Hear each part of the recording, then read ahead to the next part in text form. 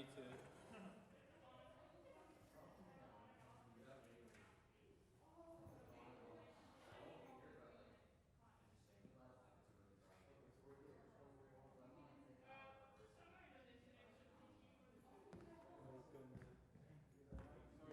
Good, how are you? Is there any other stand? I did bring mine. I also have my wire stand. Yeah, mine's probably pretty good. Yeah. I'll just get my notes going first then.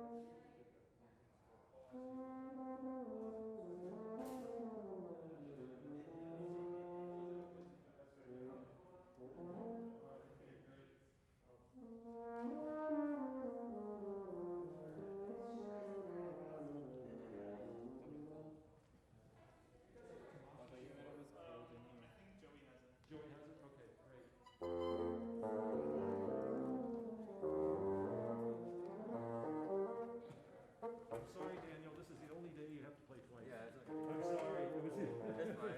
I figured one day okay, but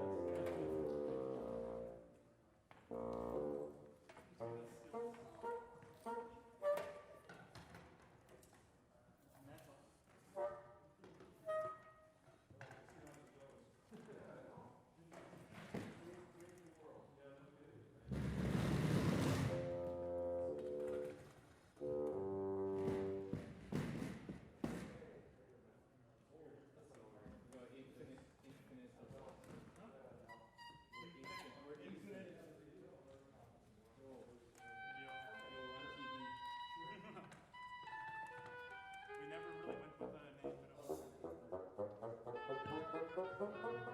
I like the. Mark, Mike, and Joey. I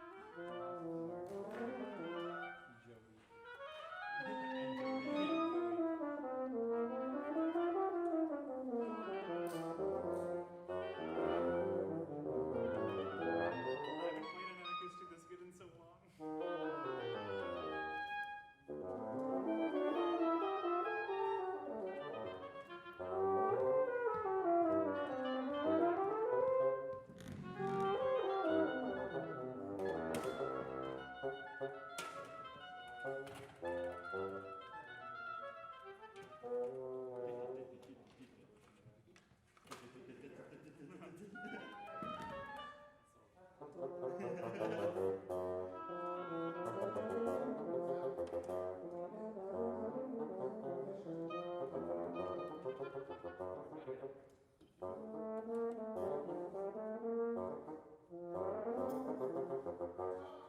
okay, testing.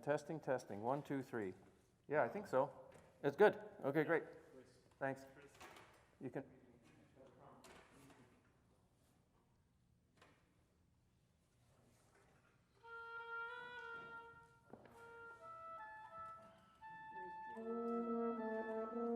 Joey died.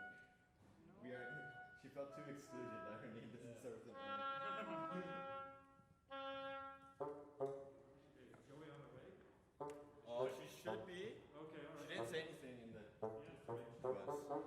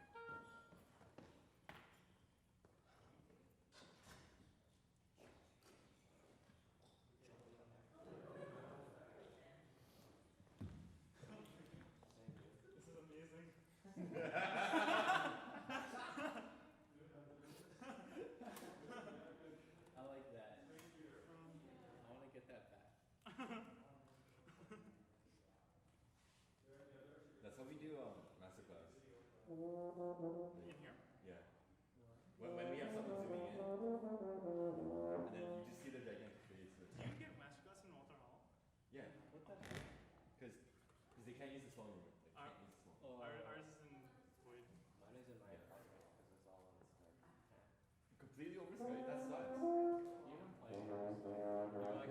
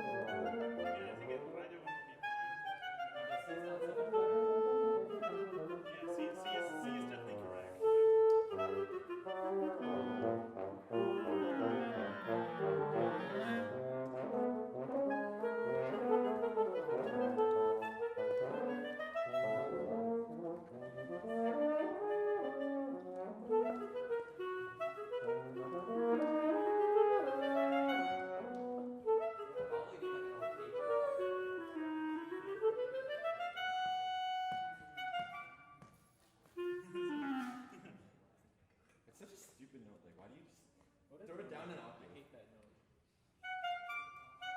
Yeah, honestly, we need an Throw acoustic it down guy. an octave. When we're all underneath the thing. Underneath what? You see where it just the moment you go past that, you can't hear shit. Remember when you were Yeah. like a Yeah. foot out and we couldn't hear anything?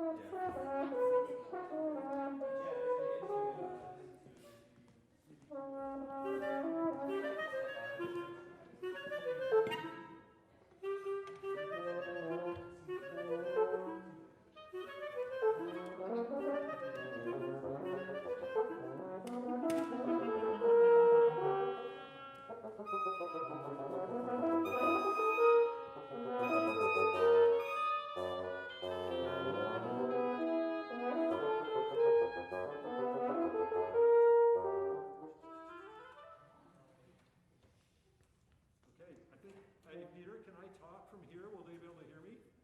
Okay, can we start? Is that okay? Are we time? Okay, great. Excellent, okay.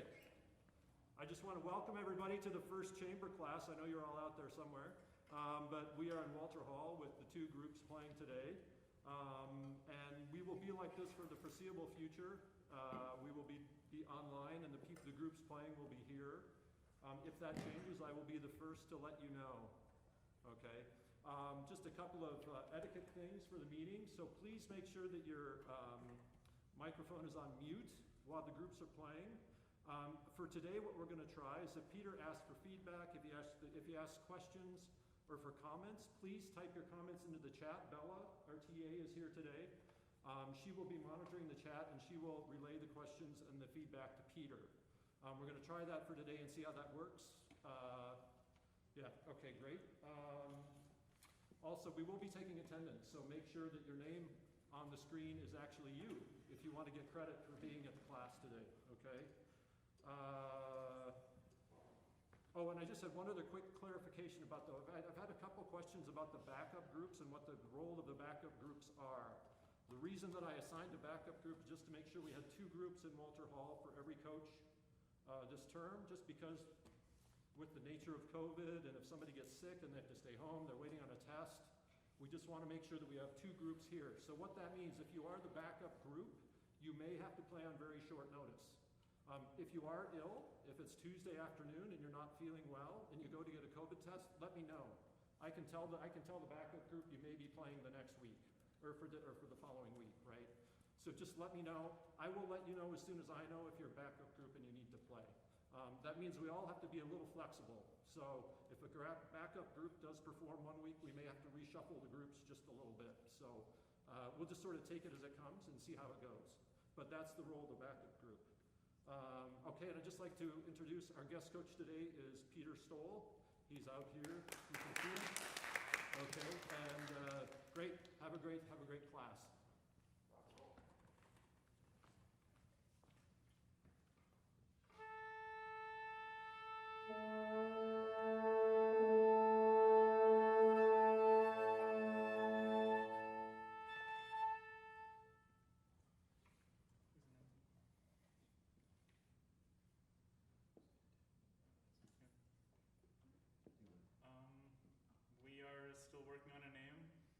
have one.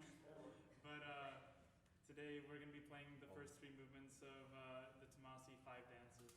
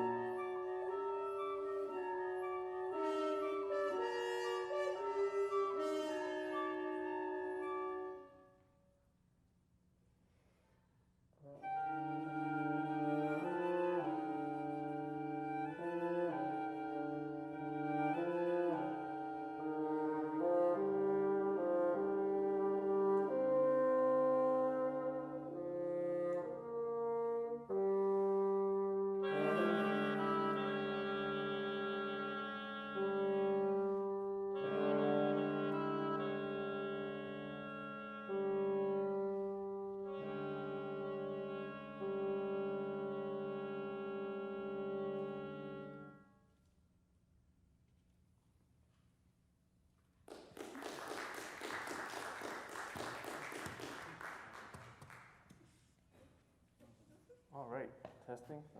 Not sure if that's coming through or not. Awesome. And until yesterday, I did not know this piece at all. Don't know how I ever missed it.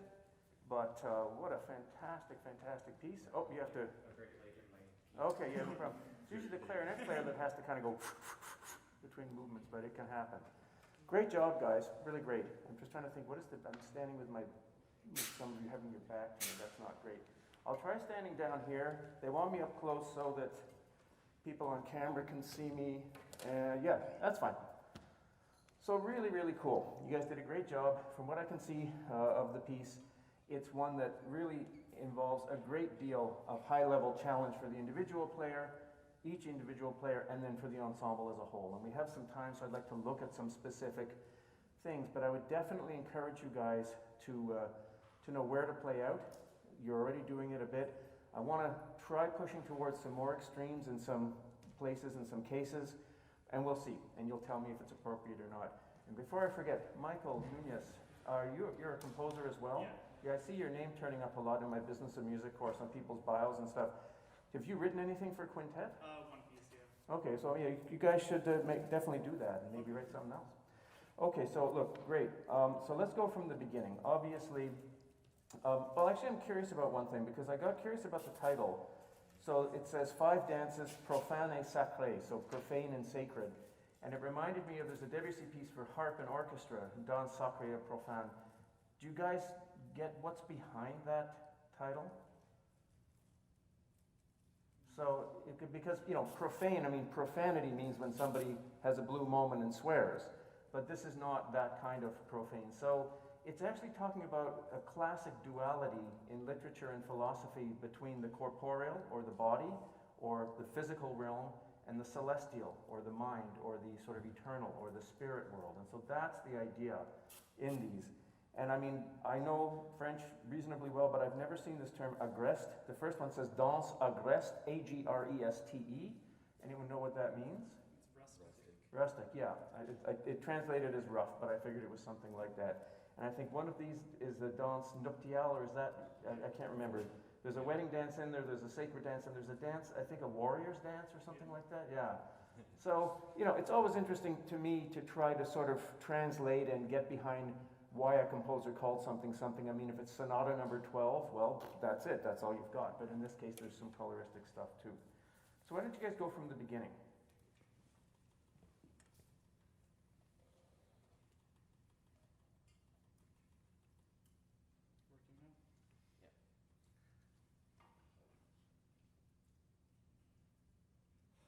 Working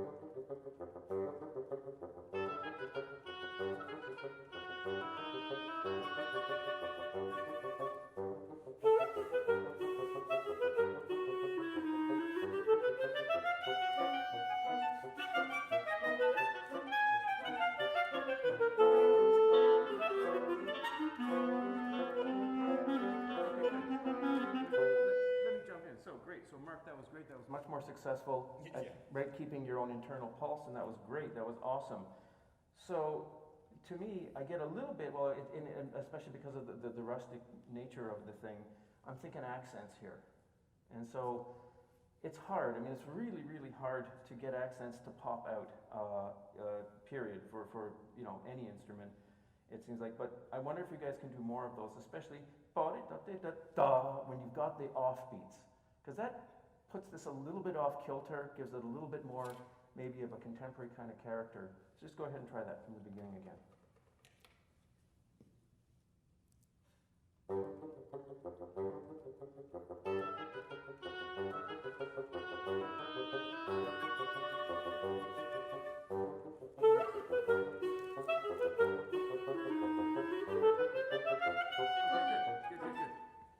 And so I thought that was great. That was very successful. Oh, I think I found my voice there.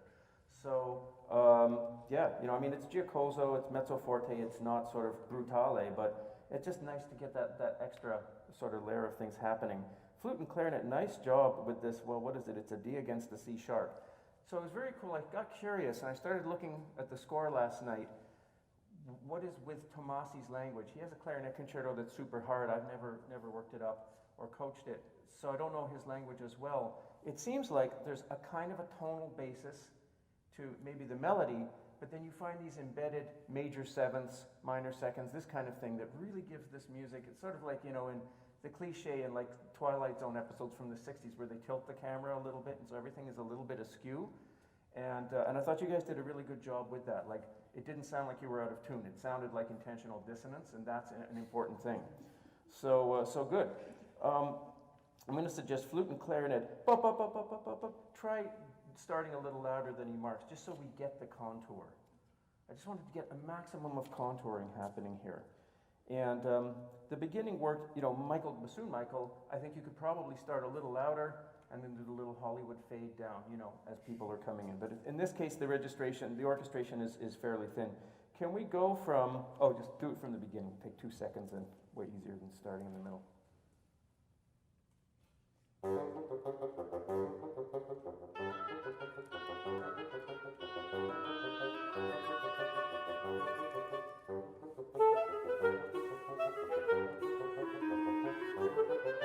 Good, good, good, good, good. And so, Mark, where it's going to jump off the tracks is on the tie. Yum, ba, ba, da, da, dum. Just make sure that that doesn't go ahead. Yeah. I want to go ahead to 4, and I mean, I can see this is also not the easiest music to just start in any bar, because there's rhythmic sort of mechanisms playing themselves out over bar lines. But let's go right at 4.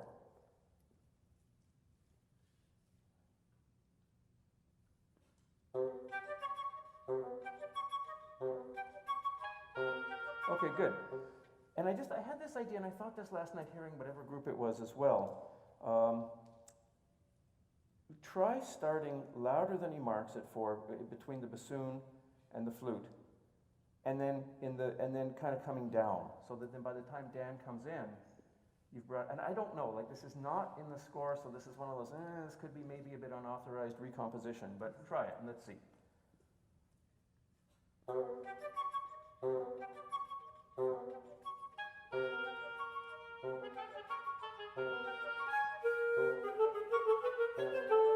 Good, nice, yeah. Because it's often rhythmically so active that way it just makes it easier to hear whoever has the solo line. And I think you want to channel a really big sound, and big in the sense of like full, not necessarily just always blasting. I thought Joey very successful on the flute. Projection excellent, really great, like low register really soared out. That's awesome, because otherwise that can really destabilize the balance in a quintet. So I thought that worked really well. Okay, good. So then all of this bit was great. Nicely done, Mark, into 6 there. Can we go on at 6?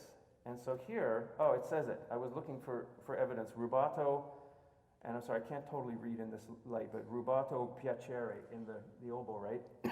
What does that mean? What does piacere mean? This is an important term because it turns up a lot. I always think of all the things in the Phantom of the Opera, they had a sort of a mock soprano, operatic soprano character, and she'd always say, piacere, piacere. It's Italian for pleasure, as in at your pleasure, but in music, the term usually means freedom. It's towards sort of cadenza-style rubato. So, I'd like to encourage you guys to do more rubato. So let's go right here at 6. Oh, actually, no, I'm going to be mean. Mark, this is something I noticed just hearing it last night. So the clarinetist has this kind of chromatic scale, quite a busy run, but everybody has to land with the clarinet player on a forte piano on the downbeat, I mean, except for the oboe. What the player did on the recording I was checking out on YouTube was she or he stopped. Bomb. They actually stopped on the note before the downbeat, just so everybody knew where they were. So one way or another, you can probably cue it physically, or do something in the way that you time this, because your lick also says up here cherry, right? Yep. But also vivement, which means sort of with motion. Yeah. So this is a tricky little join. I mean, with a conductor, it would be easy, and everyone would just sort of calculate where that was, but that's gone. So can you guys just go from the bar before? And if I ever ask you to do something where you think, oh, that's a horrible spot, someone just speak up.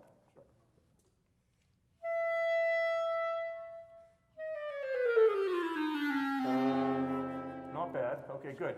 So make your gesture a little bigger, and maybe as a point of strategy, let his forte piano be a little bigger than yours, because he knows where he's going to get to the bottom.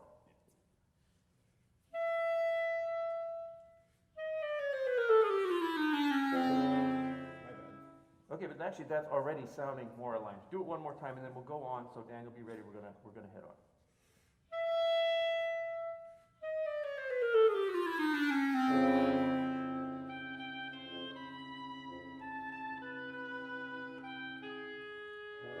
Okay, good. So, sorry, I'm getting some phlegm. It's not COVID, it's phlegm. So, I want to tell you to make a bigger sound, and I don't play the oboe, so I don't know how to do that. I would say take more reed in your mouth, but God knows what that'll do for us. So, whatever physical mechanism might do it, I think you really want to sing it, because I mean, to be really literal, he says forte crescendo, right? So let's go right on 6 now, right on the forte piano.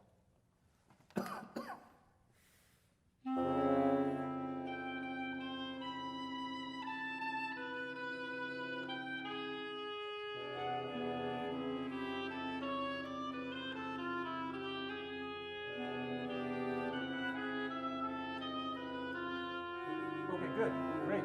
So that's working really well for me. Now I want to push this a little further just to get a little bit more of a kind of a Bizarre-esque character to this. Try even more exaggerated contouring of both time and sound. So that, because you seem to have these sort of hairpin and arch-shaped melodic fragments in between everyone else. And everyone, you're doing a nice job bringing the long notes down to give him a clear texture. And you get that. I mean, he doesn't really say that, but I would be almost coming down to a piano again. Can we go on? Let's just do 6.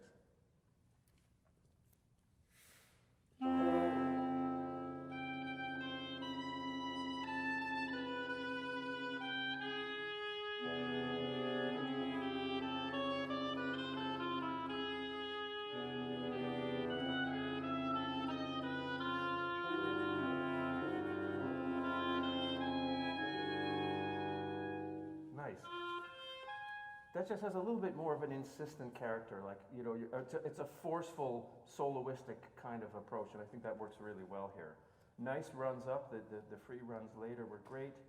Mark, that was excellent, the little cadenza thing that's following. So, let's go on at 9. Again, I'm just, mindful that you did 3 movements. I don't want to get bogged down on, 3 bars in the 50 minutes. So let's go from 9, and I'll just tell you, what I'm thinking of is the same idea. Start a little bit louder, and he does say a diminuendo actually. Really come down because Daniel comes in very low, and it was not impossible to hear him. Like, I generally felt satisfied with balance. I just want to try exaggerating the differences even more. So is that okay to go right on 9? Great.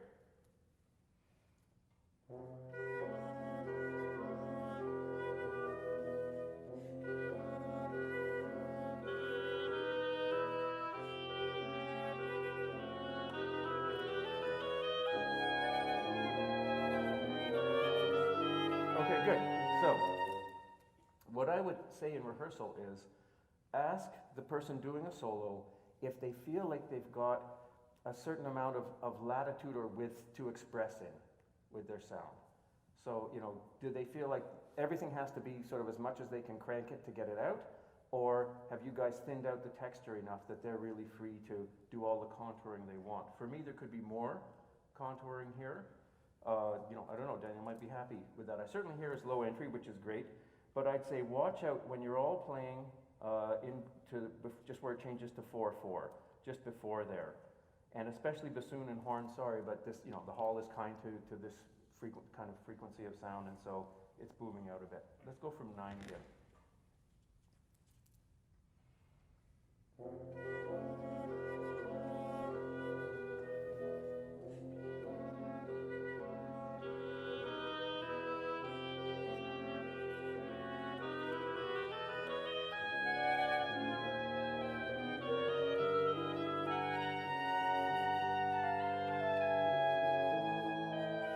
Good.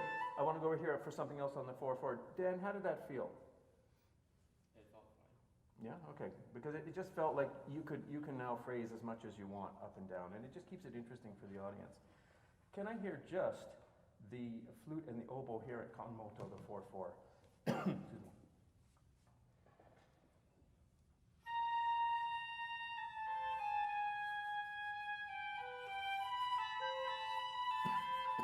Okay, good. Nice. So really, really tough unison matching here. I definitely encourage you in the second bar. Well, anywhere, whoever has the longer ties, the quarters, come way down so we always hear the 16ths. Try the 2 of you again from 4/4. Okay, good. Yeah. Tough. You right? Yep.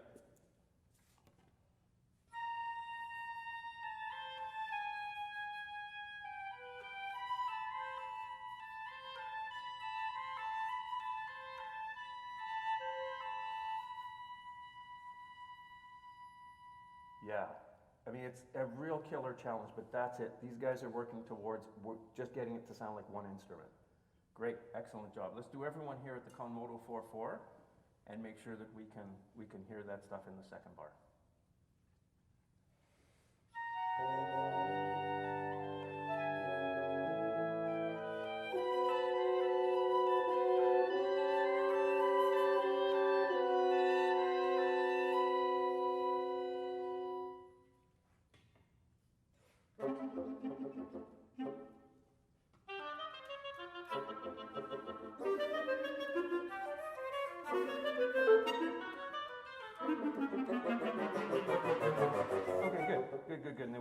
back to like a fugato from the opening. Nice.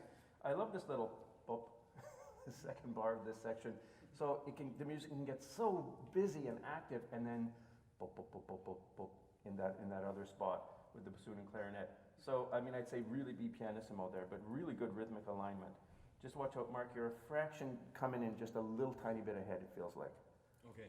In this section here. Okay, fugato was good, great. The ending was awesome, and so it just goes, and it's literally written to be not together. So it sort of starts with, well, it's a distributed set of 30-second notes, yeah, going between the parts, and I thought you guys brought that out really well. It's like a little rolled chord in the piano. Probably a lot harder to play than it sounded, but that was great. Mark, nice solo at the end there. So let's go on to the second movement, the danse profane. So then this should be about earthly pleasures, things like that, bodily sensations, this kind of stuff.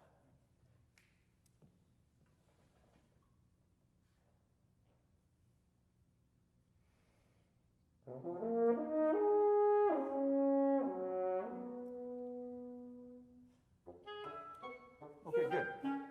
And I'd like to, you're almost there. Like, I really want to feel a waltz.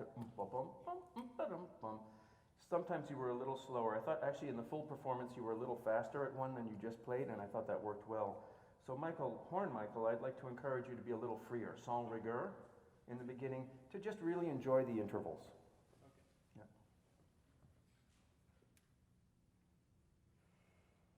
Okay.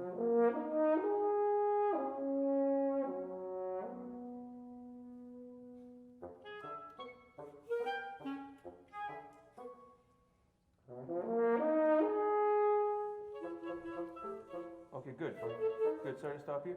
So, and then the high level thing that's happening here is the contrast between where it's in tempo and where it's relaxing out of tempo. And it's almost like, it's sort of like the piece is trying to find its direction, and so it keeps trying, and you know, let's try this phrase. No, that didn't really work. Oh, I give up. What about this one? No, that one neither. And so I think we could have a little more of that. So let's go, actually I want to do it from the beginning again, and I like it hearing up close. Out there, I thought, Michael, that you could have a little bit more center to the sound. Just a little bit more soloistic kind of cut, if that makes sense. And I think you can take time. The last bar of all of these solos always says cede. So I think you can just let the time kind of breathe there. Let's go again from the beginning.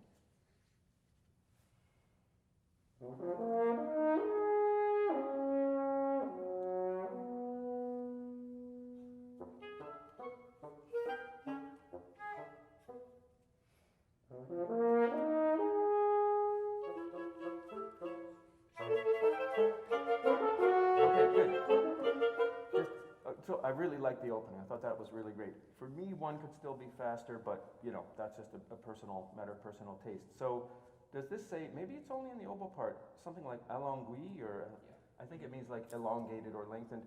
So watch out, oboe, clarinet, and bassoon, you have portato here, right, in the bar before two, and then staccato at two. So maybe you could make more difference between those. Can we go right there, the bar before? Or maybe Michael's solo two before that. Okay,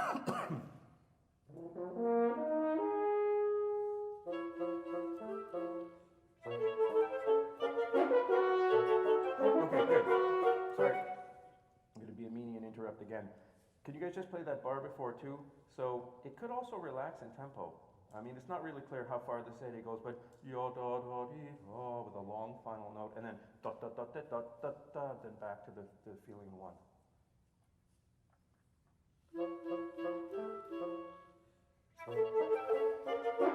Okay, good. So now I was watching you guys a little bit visually from back there. I mean, if I was, only a few weeks into a piece like this, I wouldn't be looking away from my music too much either. But I think that there are some key places you can start to just connect a little bit more. Right at two would be one of them, because it's never really quite locked in. I think it'll just fix itself if you do it visually. I know, I'm sorry, I don't mean to impose interpretation. Just try a longer note right before two when you get to it. Ba ba ba bee bum. Yup. So it's a real contrast.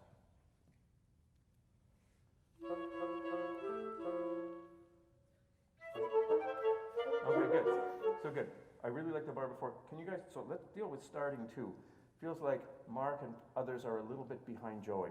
So try to really, I assume Joey's giving it? Yep. So just watch her. Yeah, memorize this a little bit. Right. Oh. Right at 2. Sorry, my bad. Nope. Okay, good. Are you guys finding it hard to get the tempo from her in-breath? It's on me. They come in I first. think for me it's not the like the beat before is very clear, but the down is a little bit awkward. I Like, don't know. is it delayed? Joey, I don't know. just start 2. It feels like I was almost like I'm at this gesture where I'm almost jumping ahead because that's what I wanted Yeah. for the how But to start. for me it feels like the down isn't on the beat. Ah. Like you don't come in on the down, you come in a little bit before. Aha. Yeah. Yeah, that's a lot better. That's a lot better. Good. Okay, so now everyone just try right at 2.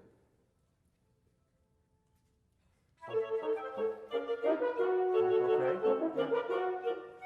And this is my suggestion. If you realize that there's a tricky sort of ensemble cue or a tricky start of a section, is dismantle it, disassemble it, get it right down to the beat, have the person cueing play it while everyone watches and says, yeah, is this working for me or not? Then put it together. Don't stop until you really get it. That was now maybe like a 64th apart, but that's still more than you want. So try it again, just write it 2.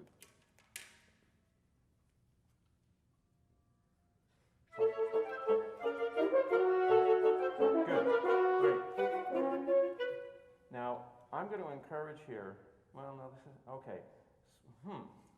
Differential dynamics, excellent. So, always good to check a score, and more contemporary composers will likely use differential dynamics. They won't mark everyone all at the same, the way older style periods seem to favor, and so that does happen here. So actually, you know what, that's fine. Nope, that's good. No, I'm not going to say anything there. That's great. Okay, can we go on it? I'm sorry, is this 5? Really crazy instruction here. It says, mysteriously, like percussion. So this is just like someone standing at a snare, just immobile, face totally blank. See what you guys do.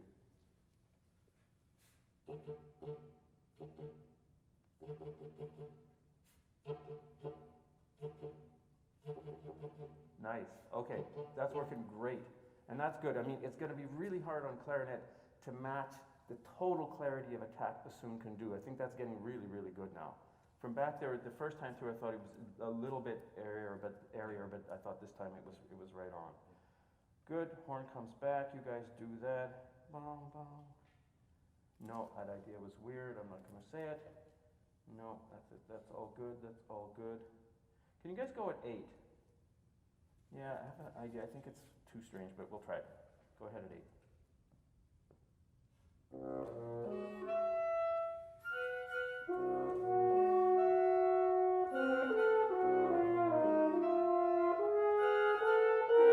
Okay, good. To unpack this area, a couple of thoughts.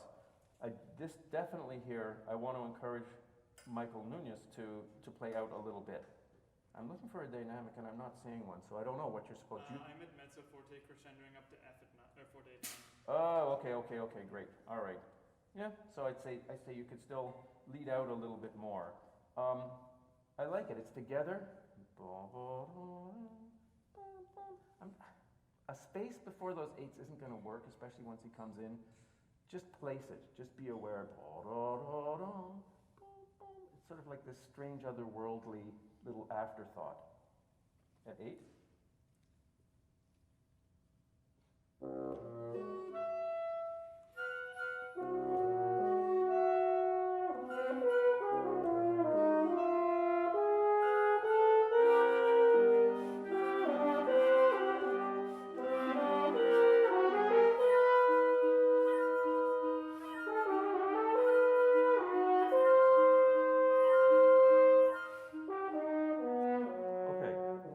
So it comes down back to this kind of prayerful opening lick that it had. I'm wanting you to do more, and I'm also starting to wonder about vibrato. And I mean, I know you guys have like there's sort of where you do it and where you don't, and when it's cool and when it's like are you crazy. But I'm thinking on the long notes. I think you still have the tune on the long note. And this is an issue in chamber music because you have to really think, you know, when I have a long note, is it get out of the way, someone else has the interesting bit, or no, actually sing through it more to really connect through the parts of the melody. So let's do that, and then I should double check. Have we had people, I should be inviting interaction from the folks on camera. So let's do, goes back so far, don't go all that way. Yeah, great, thank you, 9.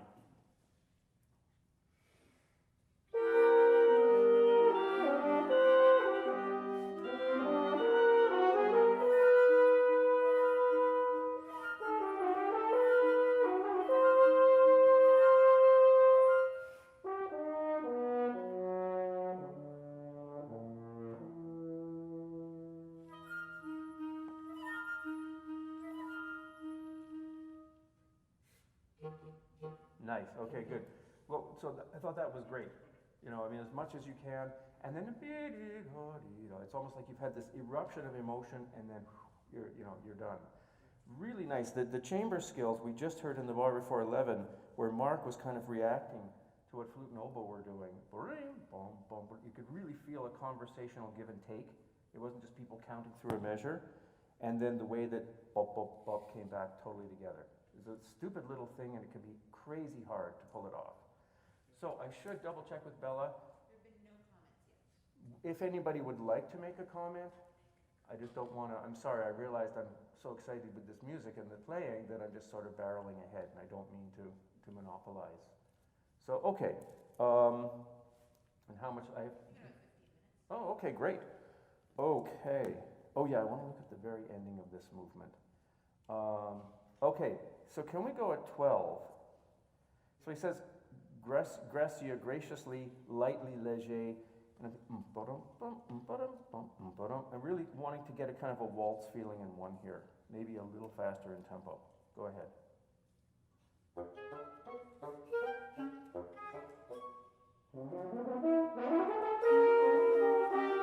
Okay, good. That's great.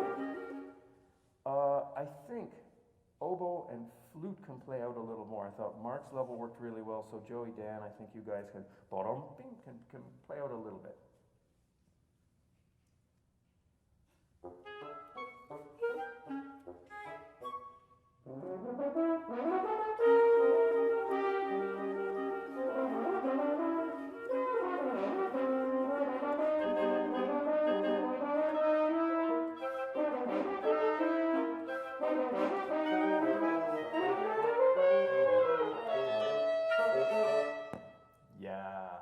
So cool. It should just be like horn rage for a moment. It's so cool. And you know, I think it's hard for horn players, and we say this every year, because you're sort of put into this ensemble. I'm sure it feels very different than playing in a brass quintet. But I do think that there are times the horn player can and should play out. And so I thought that was really, really great. I was going to tell everyone to play louder, but I see he's marked it mezzo forte. And again, I mean, I don't know the piece well enough, so I'm going to leave it there. Now, I want to go from 15 to the end. So it's Michael's last sort of little mournful horn arch there. And so a suggestion to you guys, so it says plaintive. And I was asking a student the other day, do you know what that word means? And they were like, no. And I'm like, well, fair enough. It's a fairly sort of literary word. It means in a pleading character or a sighing character. And so when you have falling intervals, usually you do more on the first, less on the second. It's marked that way. So gives that kind of affect. And I would say, especially, I think you could start a little louder. He marks espressivo. The second one a little softer, and really place the last because he says writ, and it's really hard to do a writ when everyone's just moving together on long notes. So that was my idea, is to just delay the very last chord. So let's try all that from 15.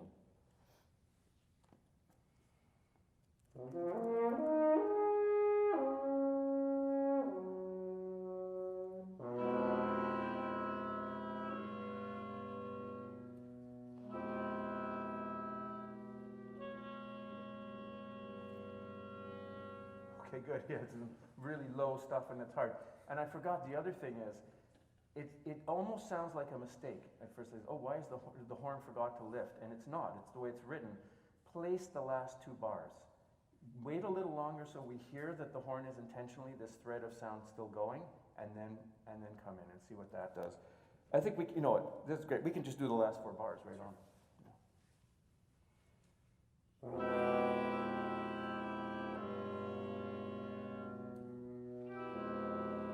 Okay, good. Sorry to stop, just to save faces. Do it again. Wait even longer. I know, it feels weird, but it's a really cool effect. Oh, wait a minute, what? You just have time to register that one voice is still going, and then everyone comes in again.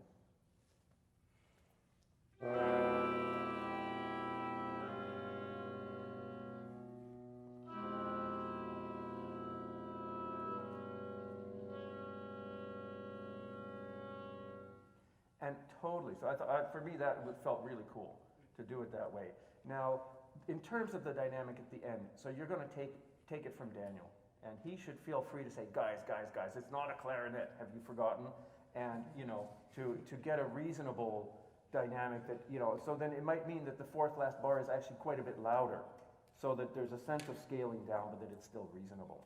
Nice, okay, so going on to the sacred dance, the danse sacrée. Okay, I think I get what's happening here. Okay, good. Go from the beginning.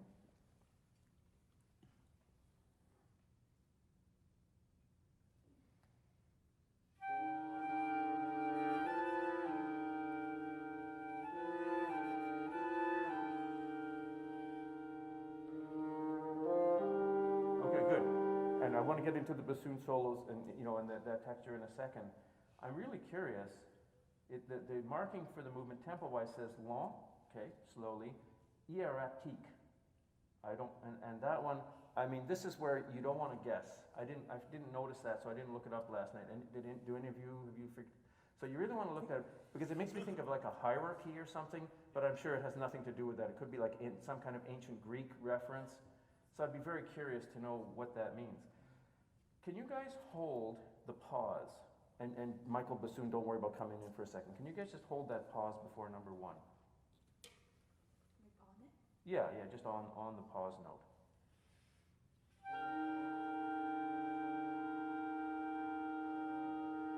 There. Nice. Not so much about pitch. Maybe try a little bit more horn. Sure.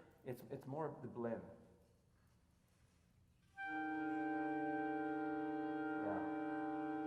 It's a weird colorless sound for a chord, and it's very cool, and it makes me think very sort of ethereal. Yeah, and this is sacré, right? So I think you can do more with the hairpinning.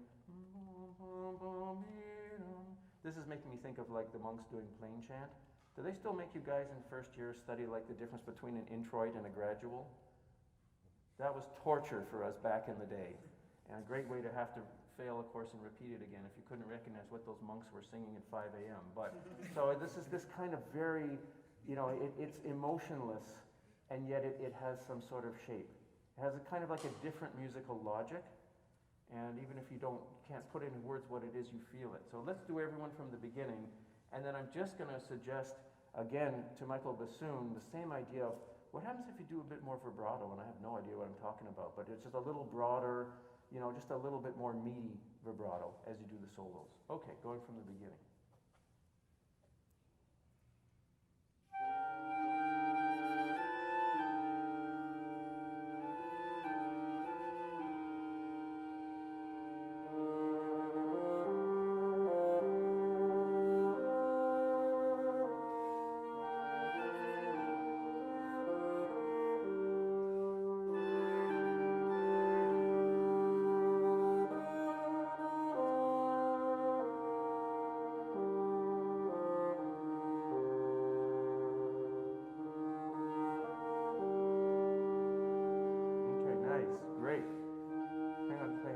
That was great.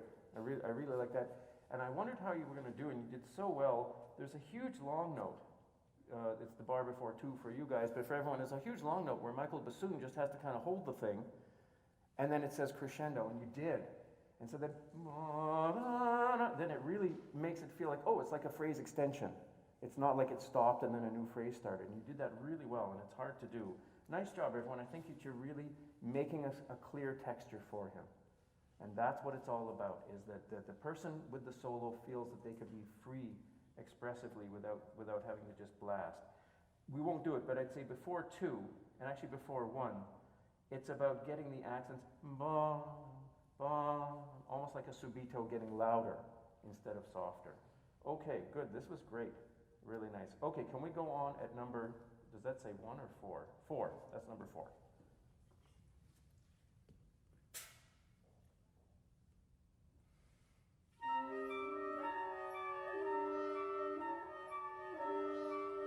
Okay, good. So, now who has the lantano? Okay, so good. So, no, then that's good.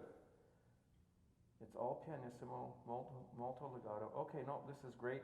Same deal. Can I hear everybody except for bassoon, because Michael's just finishing, and Joey. So can I hear the 3 middle voices right here at 4?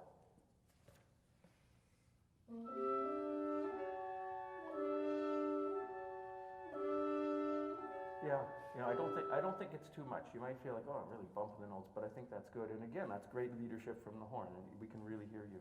Nice job with the stop technique. It sounds right on pitch. Sounds great. Let's put everyone together. Joey, good job. Your pitch is not flat, and that's, it could be so easily, it could so easily happen, and it's so great. And it's like, I mean, we know that, okay, some instruments when you're soft go flatter, some go sharper.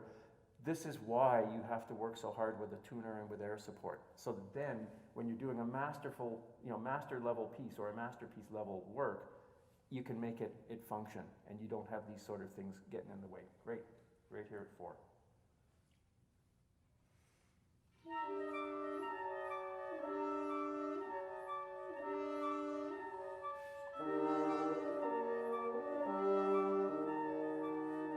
Good.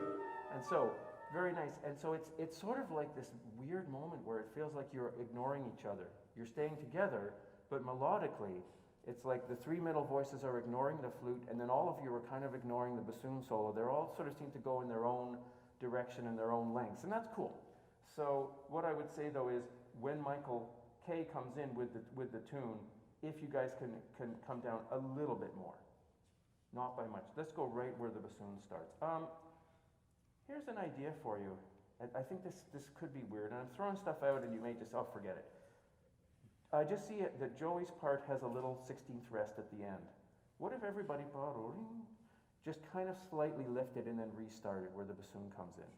I don't know. Try it from 9 or from 4, sorry, and we'll see if it works.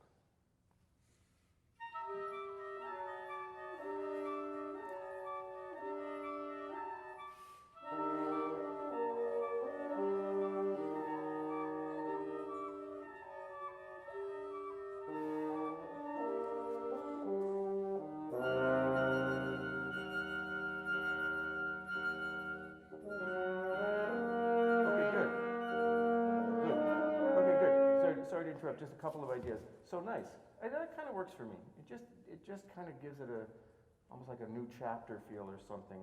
And then I'd say, Michael K, at the end of your E flat or whatever that is, whichever clef, you could just fade into their sound, so like real high level dovetailing. Let's go at 3. It doesn't say it. Try coming away. I don't know, I mean, you sometimes think, man, like Tomasi was saying, who are you, guy? I didn't write a diminuendo, but try it. And sometimes you say, all right, if it works, it works. Sorry, that's 5. Whatever I said, yeah, that should be 5.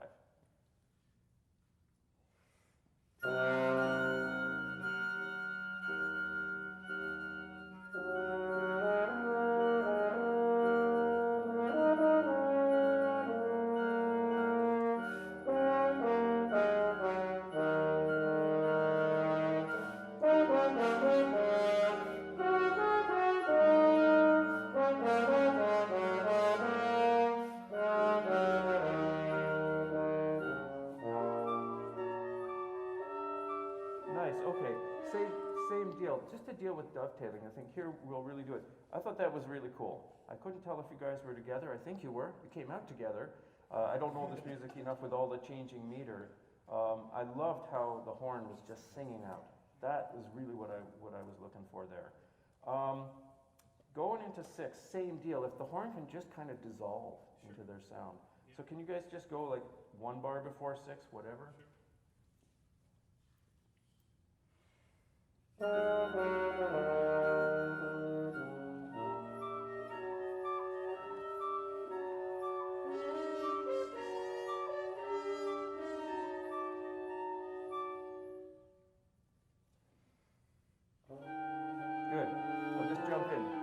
just want everyone to notice, did you hear how well they released the chord together? We worry a lot about starting things together. This was a really great moment of releasing together as well. And so actually, I'll just, so everyone really pays attention, including, there are people who are new to chamber music maybe and stuff. Can you guys just do the bar before 7 and then go on?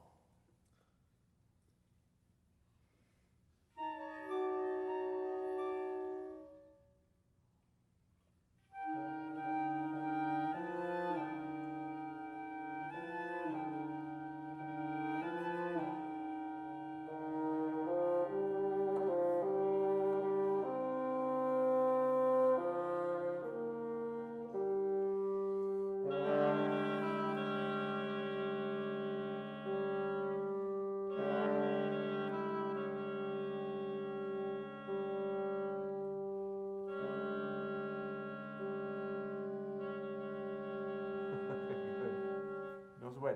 I also thought on the recording I heard last night, I thought the bassoonist could just place the note boom, boom, because it's in a pause and there's, it gives the sense of, okay, we're really winding down here with this music because it's so, sort of, it just keeps going, right?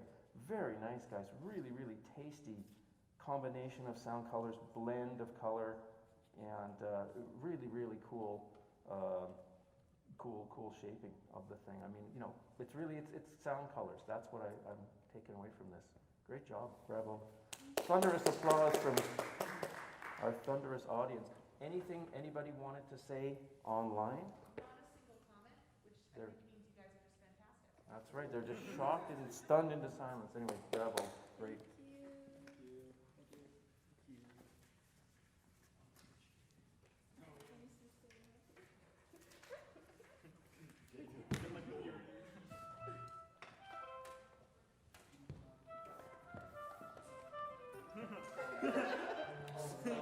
Oh yeah, same guy, yeah, oh yeah. Daniel, let's go. Why are you still here? Daniel, go home. Daniel, your time is done. Oh wait.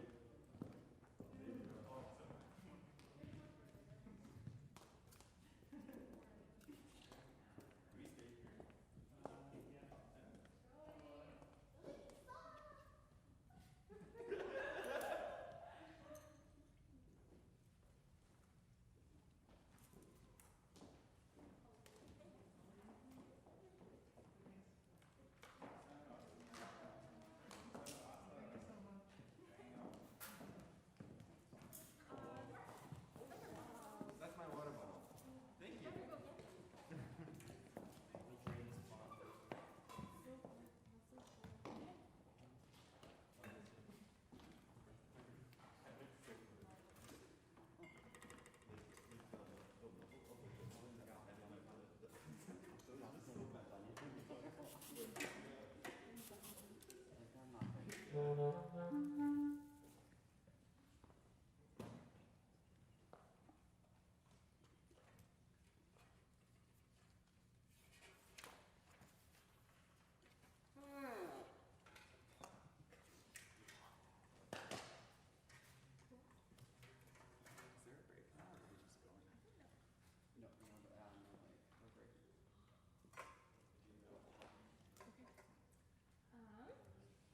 Good afternoon. Today we'll be playing the Wind Quintet.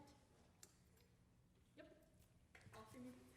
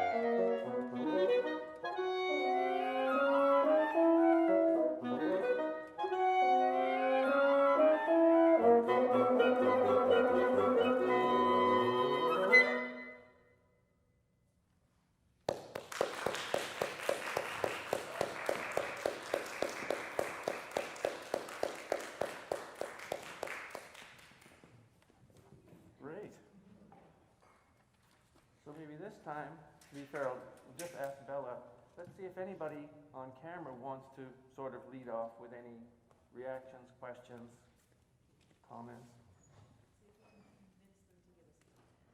Yeah.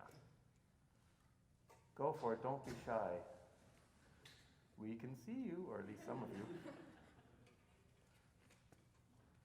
So I'll just say, so this is the 3 brief pieces, 3 pièces brèves of Ibert, and it's, yeah, I mean, it's the sort of quintet that everyone knows. It's a great piece. It's funny to think it's a French composer, fairly contemporary French composer, very similar, probably in dates to Tomasi. Couldn't be a more different kind of, style, right, and atmosphere. Really great piece, great gig piece. Audiences love this one. They're not scared by it, like Ligeti or something. So, very nice. So anyway, Bella will keep looking for signs of life from out there. So, very nice. I thought you guys did a great job with a lot of really nice subtlety, the way that you sort of handled passing things off one to the other or moving from one section to another. And yes, so great, thank you, Shin. And unless Daniel has a twin brother who plays the oboe, I'd say somebody was doing a pretty amazing job of doing double duty, so thank you. That sort of just, I guess that just worked out, that you had to just turn around and come back, so that can happen. So yeah, really nice, and you guys got the lightness in it. I mean, it's a piece that should, generally have sort of lightness with a few areas of contrast or a little bit more intensity. So why don't we go from the beginning, and I'll just sort of give you a few thoughts as we go. I mean, of course, the music itself is fairly short, as he said it would be with his title. So we have lots of time to work.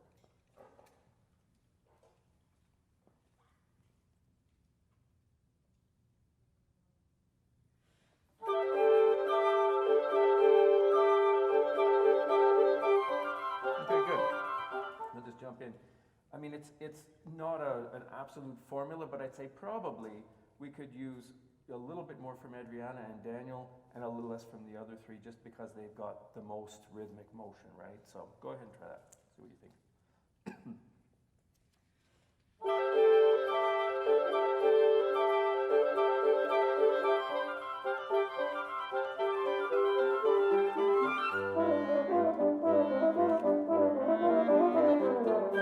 Okay, good. Great. So great job, Paolo. I mean, so, there's some real horn licks in this piece. And I'd say, so great. In terms of overall balance, Adriana, sometimes I wanted a little more from you, sometimes actually less, which is good. That's what you want. You just don't want you're always getting the hand from the conductor or the frantic, where are you? So, as with pitch, I'm reassured when I'm sometimes sharp and sometimes flat and not always one or the other. So, I would suggest here at one, I really like that at the opening. And there's some good articulation happening, particularly Adriana's being able to match Zachary really well, which is not always easy. It's something you realize playing the clarinet. You get stuck next to an instrument that really, I think, is just masterful with articulation clarity, and it puts us in the hot seat, but it's working really well. So can we go, does it work to go right at 1? And just be aware in the clarinet in particular, just make sure that the horn can be heard.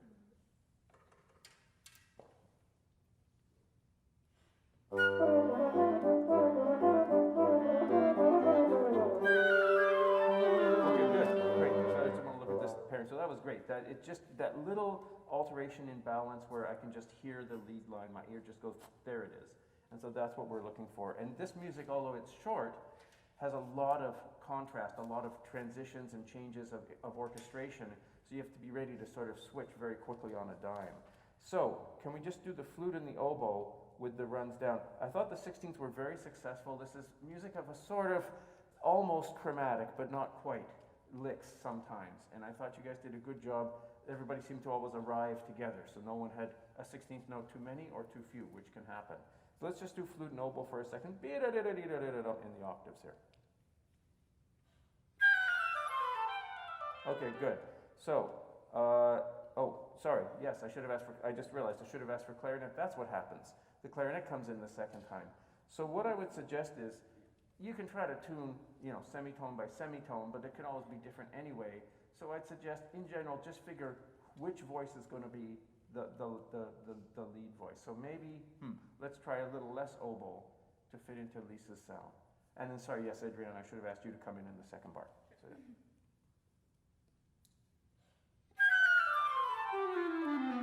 Okay, good. So the clarinet oboe pairing is working well. That idea did not work, so very well. And that's the nice thing with tuning, with balance. Sometimes rather than having a big long 50-minute debate in a rehearsal, you just say, okay, let's try you lead, and then you know right away, did it work, did it not, and then you just shift. So let's let Daniel lead it and see if that helps the blend. Same people, same spot. And there you go. I mean, at least for me, that was more successful. And so, yeah, you know, it can, sometimes there's a sort of a overall kind of theory. Like I find as a clarinet player, if I'm playing an octave under a flute, usually it works better if I'm softer, but you know, it can be situational too. So I thought that was great. Okay, good. So now let's go on at 2.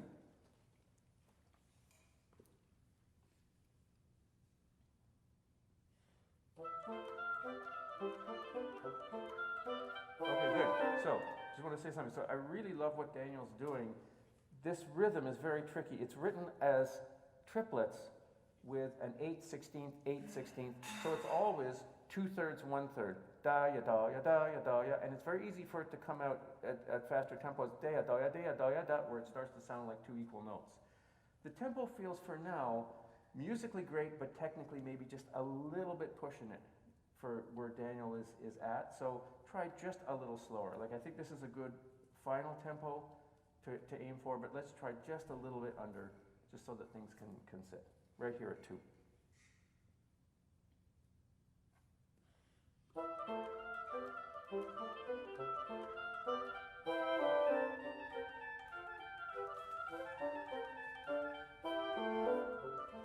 Nice, I'll just jump in. I love what Zachary's doing here, and Lisa as well, where they have something moving, they make a little interjection, and I think it's even marked that way. It says mezzo forte diminuendo, like the details count in chamber music, and it's really nice, because then that way we're going to get this huge long oboe section, but there are these little splashes of other color that keep it interesting. So I think you guys are doing a really, really good job with the lightness of sound and then the shifting of the orchestration. So let's go at 3 now. Let's jump ahead to 3.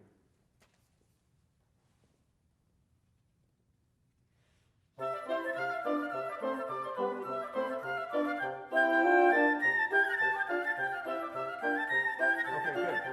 So, let's do flute and clarinet. You knew that was coming. Somebody always wants to hear it. It's going great, but I think I have a couple of thoughts. So go ahead. So just flute and clarinet at 3.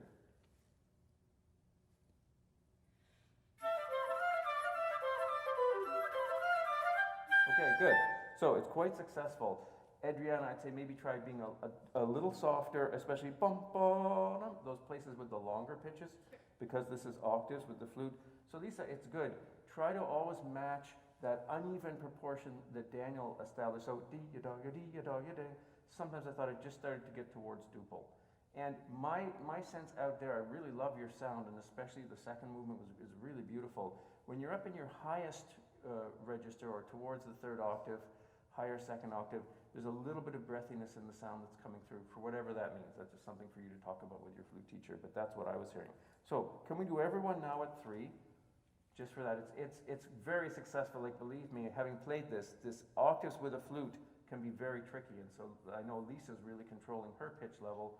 The flute can be very, very sharp when it's played this high, and you're doing a great job putting that in a place that Adriana can match. So let's do everyone at 3.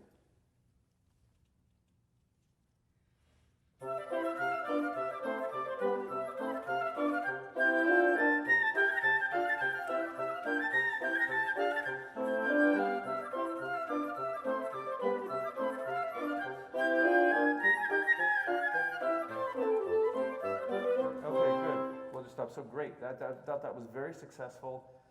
It's just, you know, I think it was Marcel Moïse, famous flute teacher, who called the clarinet the natural enemy of the flute. And it's just because of the way the harmonics and the intonation work, because basically we go the opposite direction to the flute. And so I thought you guys did a great job finding a good combined color, because this section can be painful otherwise, and it was not. Very nice.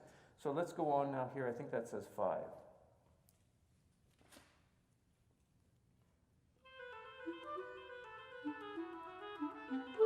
Okay, good. So it's a tiny bit unlocked.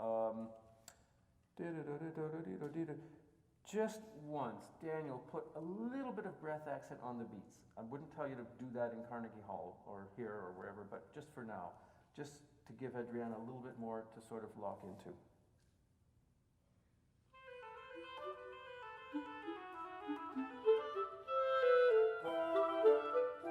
Good, okay, great.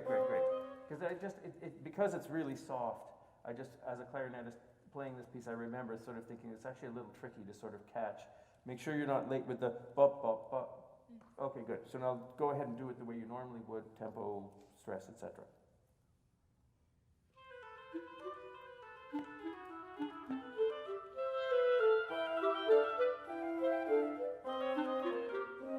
Okay, good. So this was the first place where I started to think, I actually like to hear a little bit more from the group in the fortes. And I mean, it's not a blastissimo, right? Like it is the overall style is light and playful, but I think he's inviting, and these clear echoes. So just try that. Let's see what we can do.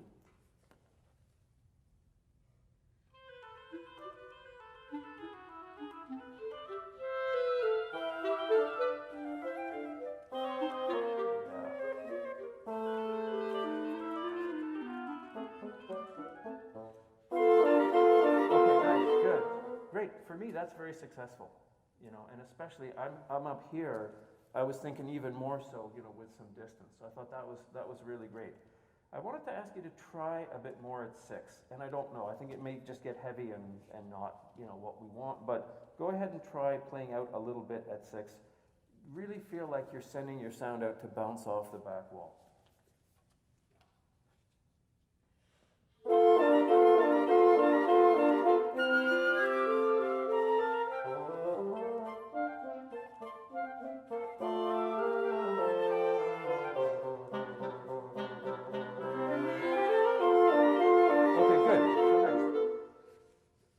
Something that I find hearing wind quintets in bigger spaces, it's just not a combination of instruments that naturally has the same, triple forte as a saxophone quartet would or a brass quintet.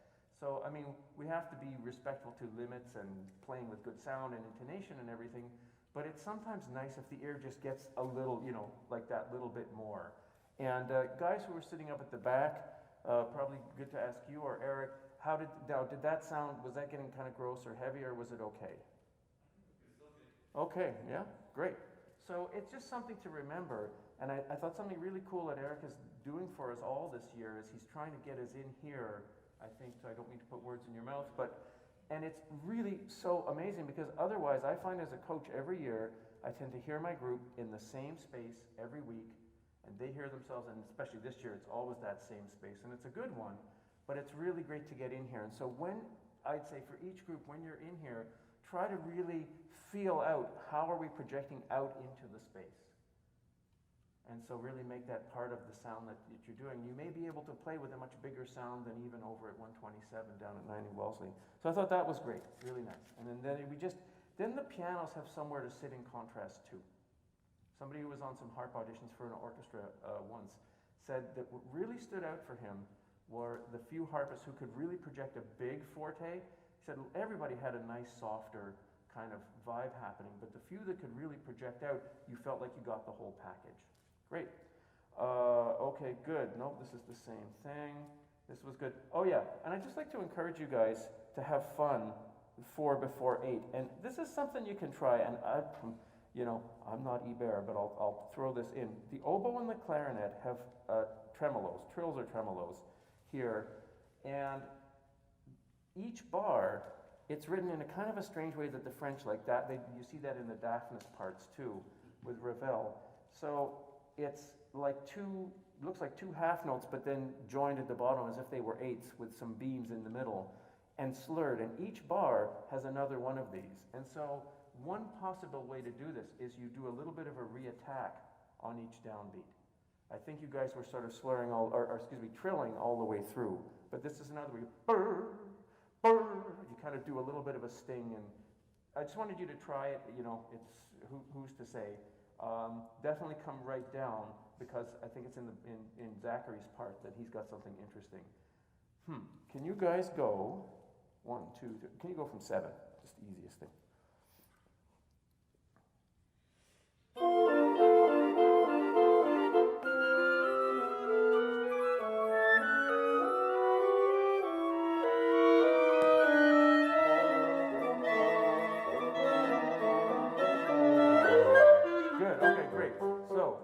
because it leads up to do you guys call it a rip or a whoop or that thing? The thing that horn does, so a whoop, it literally is like a whoop of joy, coming out through an instrument. And so it's nice, for my sensibility, I don't mind if this part of this movement gets a little bit more raw, in the sound and the accent and so on. I mean, I wouldn't say do the whole piece that way. We want the lightness, but I thought that was really cool. And so, I've literally accented, and you go off the in the bassoon. And then I'd encourage you, go crazy. It's you don't expect it, and suddenly there's this sort of horn glissando, whoopy, crazy thing. Can you guys go before 8? Oh, 7 is good. Yeah.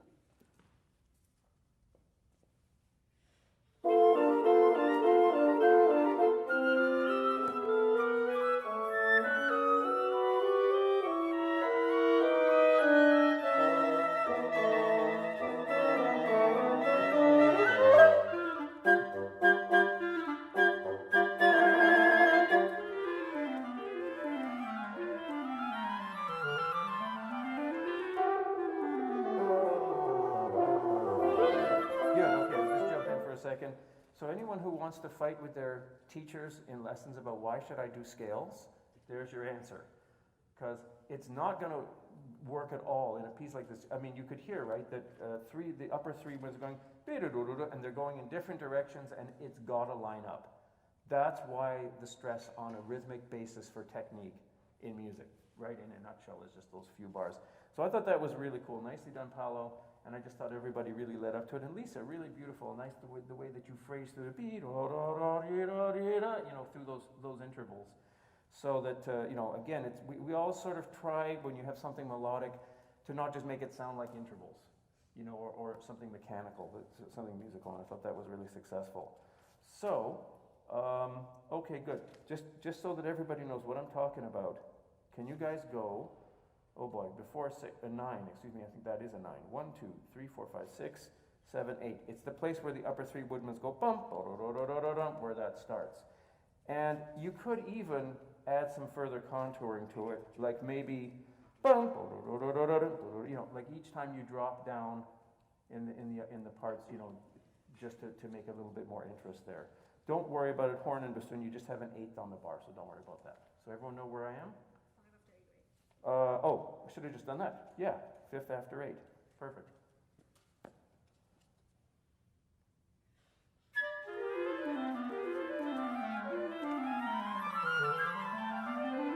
Okay, good. So it's good. It may be just a little bit ahead in the clarinet. Yeah, good. Let's do it again.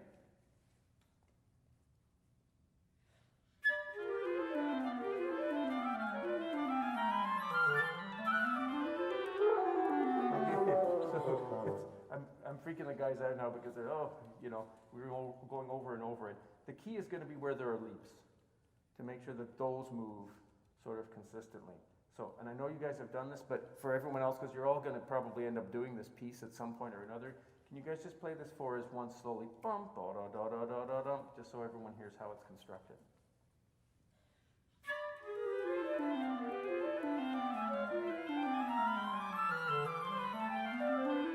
Okay, good. It gets harder the slower it goes. I think actually now you're a little bit behind on the leaps. Okay. Sorry, not to keep picking on the clarinet player. Figures, right? Try it again.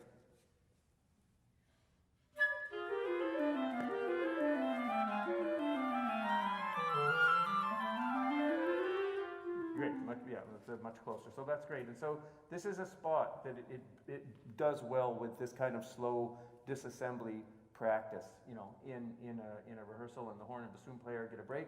And if you know that there is something really extended that only involves some instruments and that is challenging, you can even work it out in a rehearsal. Say, hey, horn and bassoon come later, or you guys leave earlier. We're gonna finish by dealing with this, and we'll see something like that in the next movement. Okay, good. So let's do everyone from 8 now, just to put it back to a proper tempo.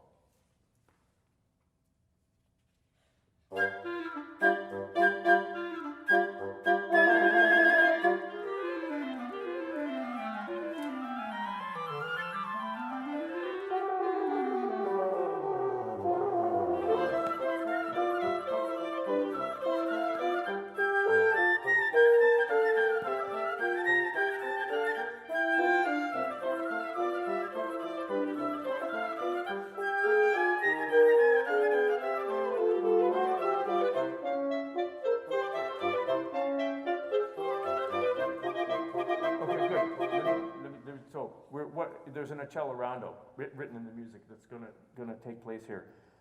Just a thought, can I just hear clarinet and oboe at, I think that says 11, just for matching articulation on accent? I would say more is probably better in here. So can you two guys go from, I think that's 11, yes it is.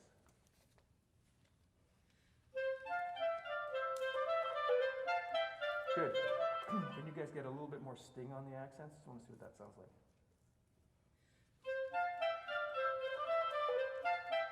Yeah, I think I like it. I think it probably matches horn and bassoon a little bit more. And again, it's a big space, and so the sound bounces around a little bit more. So anything that has more articulative clarity is probably just going to sound more interesting to the audience. Otherwise, it'll all kind of blur together.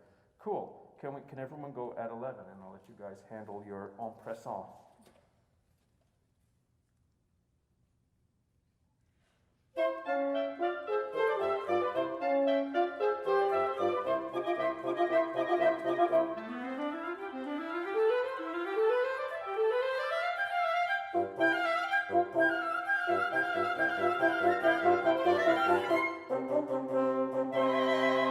Good. Okay, so a couple of things that make the ending even sparkle a little bit more. As much as the upper three players can handle of continuing to accelerate, and that's a point of negotiation as you go, and it depends where you're at in the rehearsal process. But it's really, you know, and it can just go even almost crazy, like not falling apart crazy, but, you know, like really make a point. And then at the end, the upper three voices have a double sforzando. That's what it's called when you have an SFF. So it's a very strong sting, and I suppose that's where I got the idea of doing that earlier on the same kind of figure. So can you guys go from 12 and try pushing it in? If it falls apart or it's, you know, okay, but just so that people hear the effect.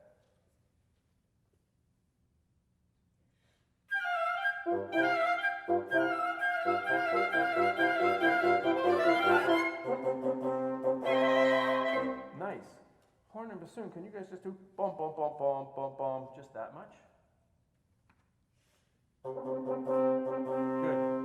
Can you bell tone or marcato it a little bit more? Good. Even more.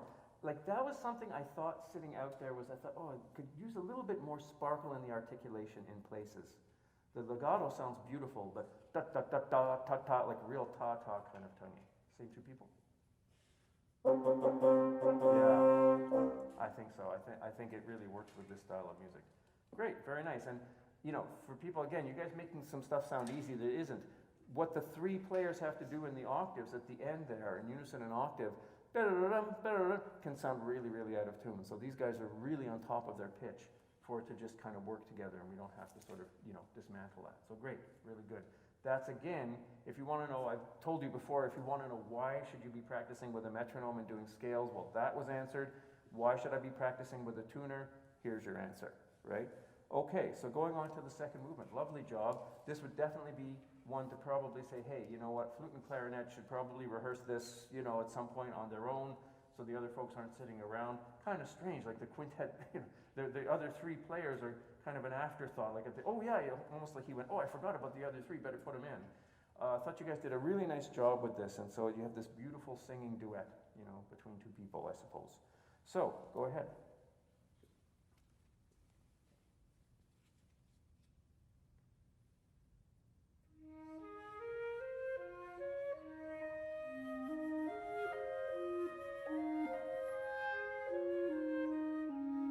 Okay, good.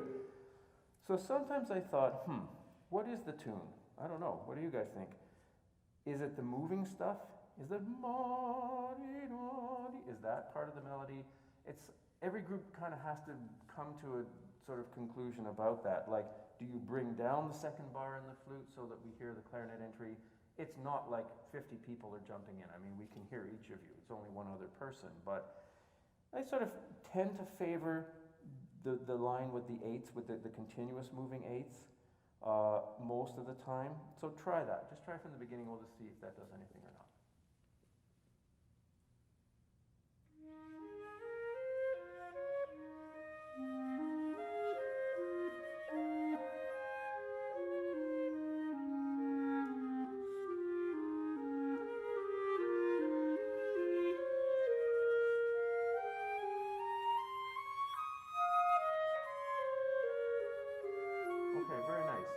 say probably here at 1, the tune might still be in the flute even though. So it's tricky, like you have the same kind of writing, but sometimes the moving 8s are melodic and sometimes they're probably more accompanimental. So for me, I like that a little better. It's just a matter of personal taste. I mean, really, it's a very, very subtle difference. Now what I'd like to ask you guys to do is to play a little more lovingly through the intervals. I think that this can be a little bit freer. This isn't, it's not a cadenza. I mean, there is a sort of a pulse and a meter and everything, but where you just really feel your way through the arrival intervals. And let's just see what that does. Same thing like just in the bar before 1, Lisa, in your part. So go ahead from the beginning.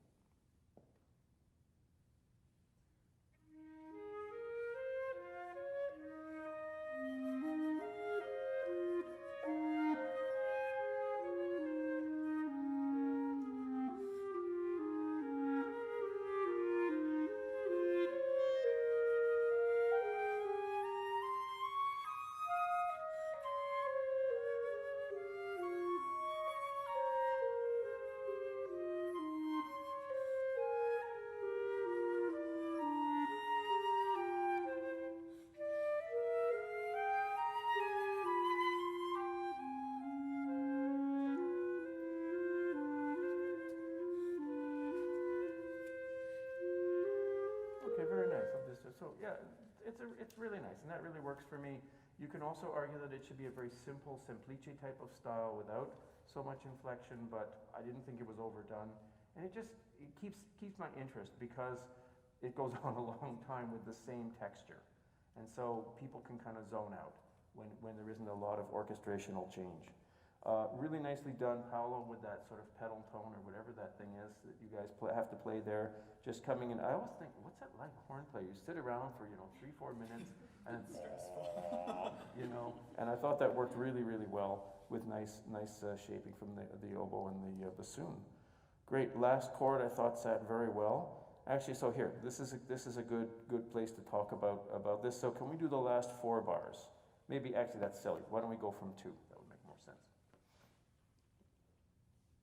Should be me or? Yeah, I think so, yeah.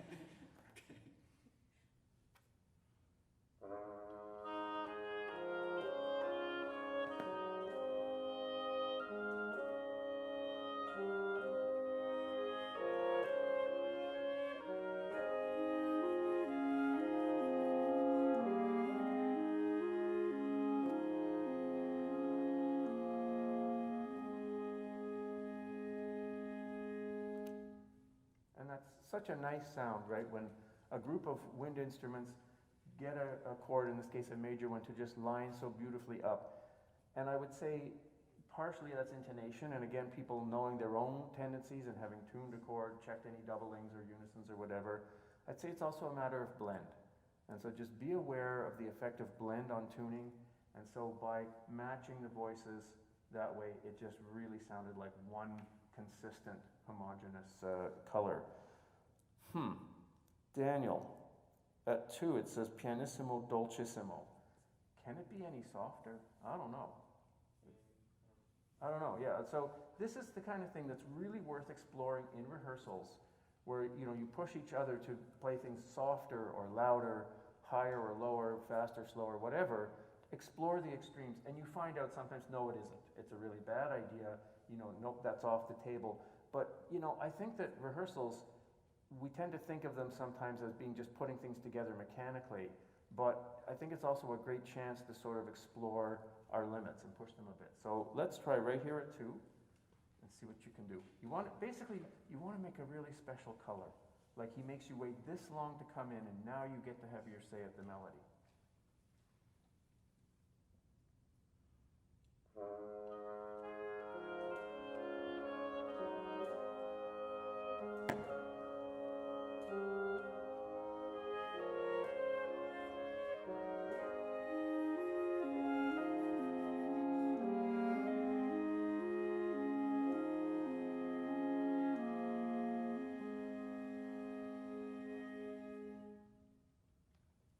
Who knew?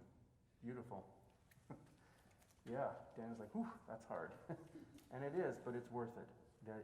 It makes It takes music that 10% further that really makes something magical happen. Great, okay, let's go on to the third movement. Oh, sorry, yeah, so I'll just check in. Seriously, okay, now look, you folks out there in vacuum tube land, we used to say that on CBC all the time. Somebody get on your keyboard. You must have some thoughts. Now this, you know, the Tomasi is a, you know, far further out piece and not as familiar maybe, but, and aside from, you know, it could even be, I thought it was nice. Although hopefully you have a little bit more. But so, you know, one of the things that I would challenge you guys to do in this class as well as in the performance master classes and so on is, what would happen if you were standing where I'm standing now? Because actually, I guess you should look this way. What would happen if you were standing here? Because it will happen for many of you at some point. You will be. So you hear already a really good performance, and you're expected to come up and work with somebody. It could be a master class for individuals or for groups. So you want to start to think as you listen actively, not just kind of, oh, that's pretty, oh, they're good, oh, I like that piece, or I don't like that piece, or whatever. But you know, just, I always do that, just to say to myself, what would I do if that was my master class that I was leading and I had to come up and tell somebody, you know, something or a group. So that way I think that will get you a little bit more engaged. And you can tell from the stuff that I'm working on, you know, it's not always that you're coming up with corrective stuff. It's only happened to me a few times. I heard a group called the Malot Quintet. They won the Munich International Competition some years ago. It's a German group. And I'll never forget it. They played, I think it was Hindemith, and I just went, I would have nothing to say. Like it was just spectacular. It was so smooth and matched and even and completely precise. But so even there, you get up and you explore what worked well. So it's not always about saying, oh, this was wrong, but rather, you know, saying, hey, these things really worked for me. Here are some things. Can be just other ideas interpretively. So I just want to throw that out there, because I'm sure in each week, the coaches will be asking you guys to sort of jump in and comment, and it's different this time because you're not here in the hall. But you know, I want you to be thinking about doing that. Okay, great. So let's go on with the third movement.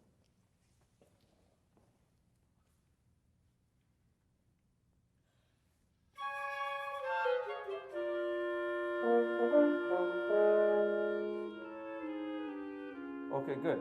So sorry to jump in and interrupt so rudely. What's the opening dynamic in the upper three winds? Uh-huh. And where does it go 4 bars later? Or 3? Right? So, again, look, it's not a brass choir of 30 people, so there are limits, but I think you guys need to dig a little deeper and fill the hole with your sound a bit more. Go for it.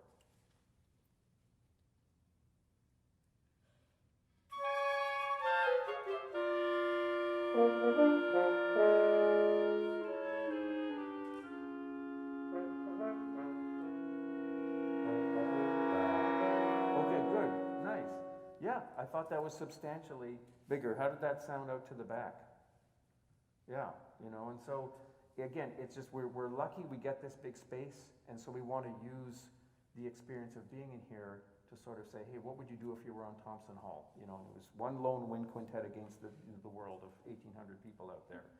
I would, however, suggest make a change to his music, help Zachary out. Not that he needs it, but it's tricky for the bassoonist, boom, boom, boom, boom. It's hard to match horn, right? And so I'd say delay your crescendo and do a lot of crescendo very late in that measure. This is 2 before 1. I always feel that this was just instrumentally, orchestrationally, just a little bit dicey on Iber's part. Can you guys go right on the 4th bar, which is the pianissimo one, and then Paolo comes in with the boucher.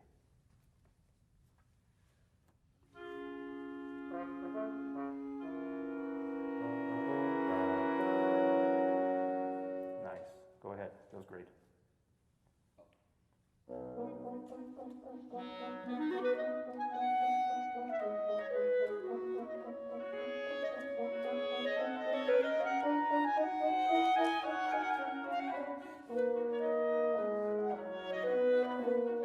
Okay, good. Let me jump in. So really nice, Adriana. Great. There's a lightness. Usually this sort of sounds tempo frightenando or something. Like it can be scary for the clarinetist because it's a little awkward and it keeps going, but it sounded really, really settled and solid. And Zachary, it's a little detail, but I love your boom. Like it's not a big, loud double sforzando, and I thought you had really good control with that. Two things I'd suggest, Adriana. The higher stuff actually can come out a little more. Your trill, which is still somewhat melodic, and the ba-da-da-da-da. I mean, you know, within what you want it to do, but like the high D flat actually gets a little bit lost. Can we go wherever that is? Probably one. Yeah, it's probably, yeah, it's one.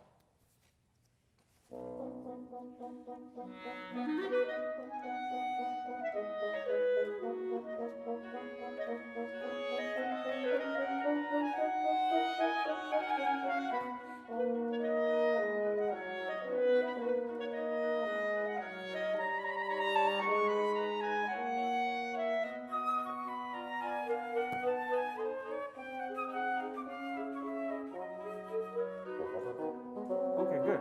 Nice. I'll just jump in here. So great. I really appreciated how quickly Adriana was able to change role from soloist to part of the ensemble texture. Bum, bum, bum, bum, bum. And that's great. And you have to be able to do that in orchestra too.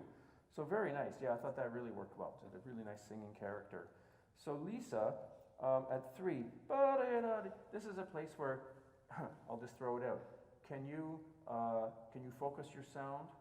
A little, yeah, just a little, however one would do that. I'm not a flutist, so I'm going out on a limb. Can we go right at 3? Is that all right? Sorry, it's kind of in the middle of stuff.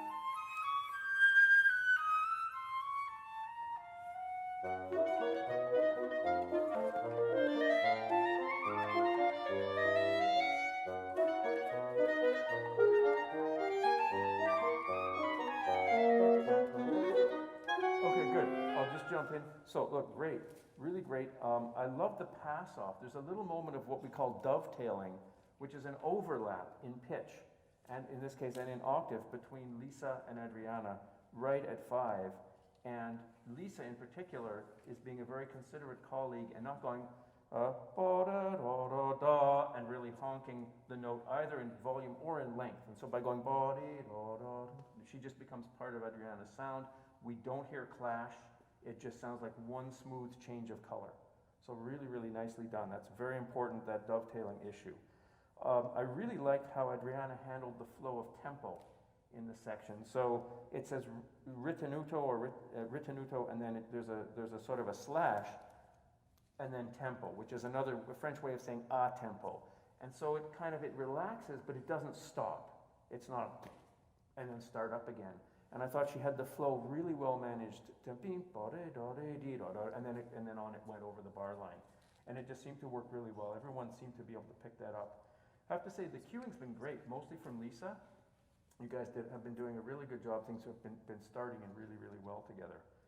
So I thought this was all good, and I like the ba-da-da-dum with a little bit more intensity like that. That makes for a fuller dynamic range for me. This was good, this was good. I think I'm just thinking about the ending now. The clarinet comes back. This was great. And Lisa, that was really nice. That was great. I was, you're reluctant. You don't want to put any one person on the spot, but this could happen. I always blame conductors because it's an easy target, especially when there isn't one in the room. And what if the conductor says, "Hey, first flute, can you make your sound more focused?" or whatever. I mean, you hope they don't, but if they do, that was great. I thought you totally changed it enough that anybody would be satisfied with that. So great job, good control. So we have more clarinet. I think I just want to do the very ending. So can we go right at 13 to the end? Is that all right? Great.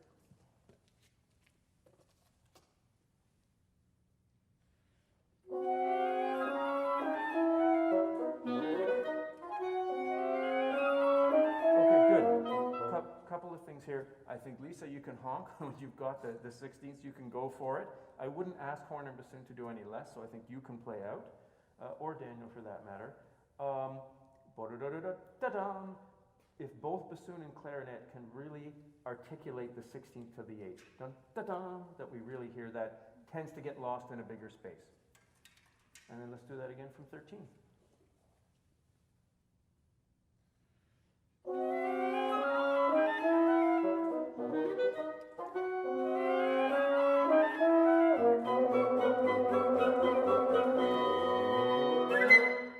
Very nice, great, and I thought that was good. Like, there was good balance within that. I could hear the horn, I could hear the bassoon scale, but everybody does need to be making the crescendo coming up. Actually, can we go, just to give the bassoon and clarinet a chance to deal with the articulation in here again, can you guys go 2 before 13? Sorry, again, weird spots, but.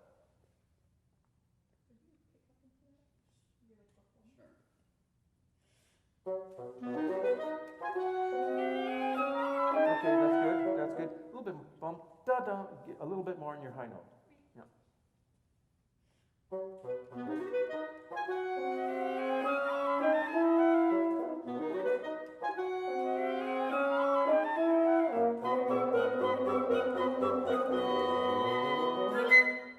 Great, very nice. Wow, bravo. Great. Great, the audience woke up. What happened? Okay. So, any last thoughts, having cajoled and browbeaten our poor remote audience? We did get a comment. Good. I think the blend is great between all the instruments, and you all play with a very light and flowing character. Really enjoyable to listen to. Very nice. Oh, great. And I'm sorry, I didn't mean to exclude our other quintet or 4/5. Great. Well, very nice. Well, guys, I think both groups set a very, very high standard today. So very, very nice to hear you doing high-level rep so well. So thank you very much, and onwards. Bravo. You bet.